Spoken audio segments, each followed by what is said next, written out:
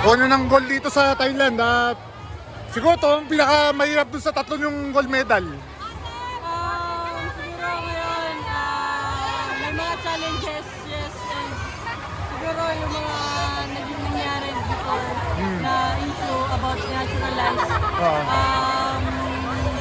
Siyempre mayroon mawala yung dalawang fill-up namin una, Steph Grabe and Gabi Bade. And, of course, alam ko naman na nandiyan sila na sumusuporta pa rin sa amin. Kahit sila yung body malayo dito. Stephanie Grabe is here supporting us, helping us preparing this tournament. And and lahat ng mga rookies namin nag-step up. They show their pride, their heart from the country. At pwede nga, pinagkit mo may mga rookies kayo, si Dignadice, si Casey.